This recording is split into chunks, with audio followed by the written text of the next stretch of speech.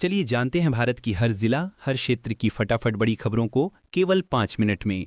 तो वीडियो को लाइक करके चैनल को सब्सक्राइब जरूर कर दें। बिहार में हार के बाद कांग्रेस अध्यक्ष मल्लिकार्जुन खड़गे की आवाज पर हुई बैठक में राहुल गांधी भी मौजूद रहे। कांग्रेस का कहना है कि चुनाव में गड़बड़ी हुई है और पार्टी ने 2 हफ्तों के भीतर सबूत पेश करने की बात कही है। भोपाल में क्षत्रिय करणी सेना के प्रदर्शन को पुलिस ने रोक दिया जब प्रदर्शनकारी सीएम हाउस की ओर बढ़ने लगी। प्रदेश अध्यक्ष राणा ने चेतावनी दी, बोले मांगे नहीं सुनी तो भोपाल को नेपाल बना देंगे। प्रधानमंत्री मोदी ने कहा कि कांग्रेस का एक और विभाजन संभव है। उन्होंने चेतावनी दी कि भाजपा बंगाल में भी जंगलराज को पूरी तरह उखाड़ फेंकेगी और वहां की जनता को विकास की राह पर ले जाएगी। टीएमसी नेताओं ने दावा किया कि आगामी विधानसभा चुनाव में वे 250 सीटें जीतेंगी, जिससे उनका प्रभाव और भी मजबूत होगा। सपा अध्यक्ष अखिलेश यादव ने बिहार चुनाव में हार का ठीकरा एसआईआर पर फोड़ा और कहा कि बिहार में एसआईआर ने खेल किया, जिसकी वजह से महागठबंधन कमजोर हुआ। उन्होंने साफ कहा कि यूपी में ऐसा नहीं होने देंगे और भविष्य में विपक्ष को हराने के लिए सभी संवैधानिक तरीके अपनाए जाएंगे। अखिलेश यादव ने आगे कहा कि बिहार में भाजपा दल नहीं बल्कि छल प्रपंच कर जीत हासिल करना चाहती थी। उन्होंने चेतावनी दी कि बंगाल और यूपी में भी जनता इस तरह की साजिशों को बर्दाश्त नहीं करेगी। कांग्रेस नेता राहुल गांधी ने कहा कि बिहार चुनाव शुरू से निष्पक्ष नहीं था। उन्होंने कहा कि कांग्रेस और इंडिया गठबंधन लोकतंत्र की रक्षा की लड़ाई जारी रखेंगे और हर स्तर पर मतदाताओं की आवाज को सशक्त बनाएंगे। असम के मुख्यमंत्री हेमंत बिस्वा शर्मा ने राहुल गांधी का मजाक उड़ाते हुए कहा कि वे भाजपा के सबसे बड़े स्टार प्रचारक बन गए हैं और उनके हर बयान से भाजपा को ही फायदा पहुंच रहा है। बिहार की जीत का जश्न दिल्ली में भी मनाया गया। प्रधानमंत्री मोदी ने गमछा हिलाकर कार्यकर्ताओं का उत्साह बढ़ाया और सभी को ये संदेश दिया कि भाजपा की शक्ति अब हर जगह दिखाई दे रही है। राघोपुर सीट में तेजस्वी यादव ने जीत हासिल की। खेसारी लाल यादव का जादू वहां काम नहीं आया और बिहार का जनादेश इस बार एक तरफा रहा, जिससे विपक्षी दलों के हाथ खाली रहे। केंद्रीय गृहमंत्री अमित शाह ने कहा कि दिल्ली घटना में शामिल दोषियों को कड़ी सजा मिलेगी। उन्होंने स्पष्ट किया कि ये संदेश पूरी दुनिया को जाएगा कि भारत में किसी को भी कानून तोड़ने की अनुमति नहीं है। अमित शाह ने और कहा कि दोषियों को ऐसी कड़ी सजा दी जाएगी कि भविष्य में कोई भी ऐसा हमला करने की सोच भी नहीं पाएगा। कानून व्यवस्था में किसी भी तरह की ढील नहीं बरती जाएगी। संजय सिंह ने रोजगार दो पदयात्रा शुरू की। यह पदयात्रा बीकापुर से अयोध्या होकर सुल्तानपुर और फिर प्रयागराज तक जाएगी। उन्होंने कहा कि युवाओं को रोजगार दिलाने के लिए हर संभव प्रयास किया जाएगा। उत्तर प्रदेश में पीपल लीक और भ्रष्टाचार के मामले सामने आए। आम आदमी पार्टी के नेता संजय सिंह ने योगी सरकार पर निशाना साधते हुए कहा कि प्रशासन ने व्यवस्था को गंभीर रूप से प्रभावित किया है। केंद्रीय मंत्री धर्मेंद्र प्रधान ने दावा किया है कि भाजपा अगले विधानसभा चुनाव में पश्चिम बंगाल में सत्ता में आएगी। ममता बनर्जी ने साफ कहा है कि टीएमसी चुनाव अकेले लड़ेगी, कांग्रेस या अन्य पार्टियों के साथ गठबंधन नहीं करेगी। देश भर में ठंड की लहर जारी है। दिल्ली, एनसीआर, हरियाणा और उत्तर प्रदेश में रात का तापमान गिरकर 2 से 3 डिग्री सेल्सियस तक पहुंच गया है।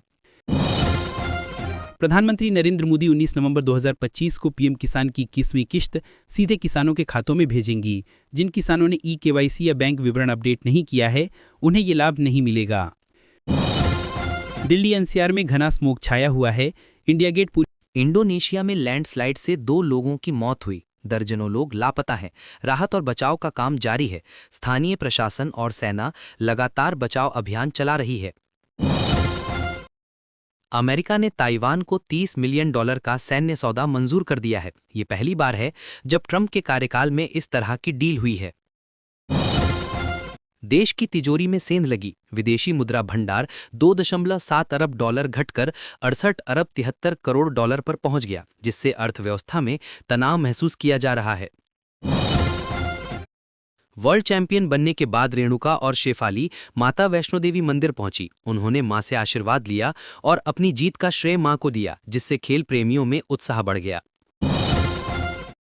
चांदी एक दिन में 363 रुपए सस्ती हुई। सोना 1760 रुपए गिरकर 1,25,000 रुपए पर आ गया। इस साल सोना 48,000 रुपए और चांदी 73,000 रुपए महंगी हुई, जिससे निवेशकों में चिंता बढ़ गई है।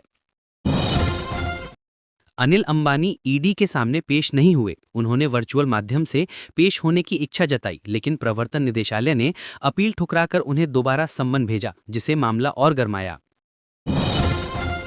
बंगाल में एक बुजुर्ग का शव मिला। टीएमसी ने कहा कि एसआईआर का डर लोगों की जान ले रहा है। इस साल कुल 11 मौतों की घटनाएं सामने आई हैं, जिससे सुरक्षा की स्थिति गंभीर बनी हुई है। बिहार नतीजों पर सांसद संजय सिंह ने गंभीर आरोप लगाए और कहा कि चुनाव हाईजैक हो चुका है। उन्होंने कहा कि जनता का भरोसा भंग किया गया और लोकतंत्र की मूल भावना पर चोट लगी। तेज प्रताप यादव चुनाव हार गए, जबकि उनकी साली करिश्मा राय ने जीत दर्ज की। तेजस्वी यादव ने ऐश्वर्या की बड़ी दीदी को टिकट दिया था, लेकिन ये रणनीति चुनाव में पूरी तरह काम नहीं आई।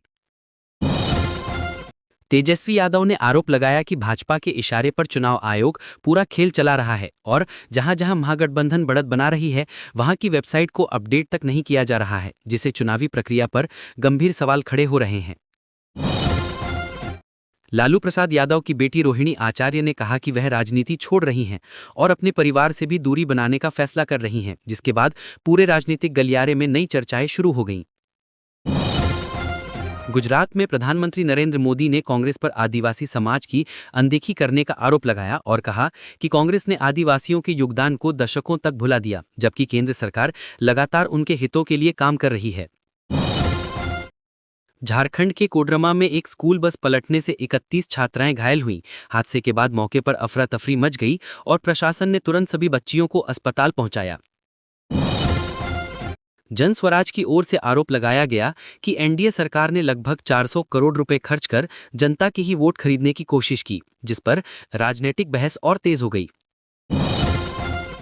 जयपुर में युवा बड़ी संख्या में जुटे, जहां श्री रविशंकर ने नशा मुक्त और संवेदनशील समाज बनाने का संदेश दिया और युवाओं से सकारात्मक ऊर्जा के साथ आगे बढ़ने की अपील की।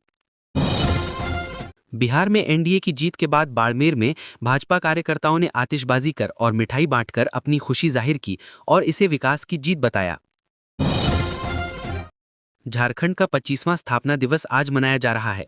मोराबादी में भव्य कार्यक्रम आयोजित है और बिरसा मुंडा समाधि स्थल पर मुख्यमंत्री और राज्यपाल ने पुष्प अर्पित कर श्रद्धांजलि दी। पहाड़ों पर बर्फबारी और उत्तरी हवा चलने से झारखंड के 9 जिलों में न्यूनतम तापमान 10 डिग्री से नीचे पहुंच गया है। हालांकि 16 तारीख के बाद मौसम में कुछ राहत मिलने की संभावना जताई जा रही है। प्रधानमंत्री नरेंद्र मोदी गमछा लहराते हुए भाजपा मुख्यालय पहुंचे, मखाने की माला पहनी और कहा कि बिहार के लोगों ने इस बार चुनाव में सचमुच कर दौड़ा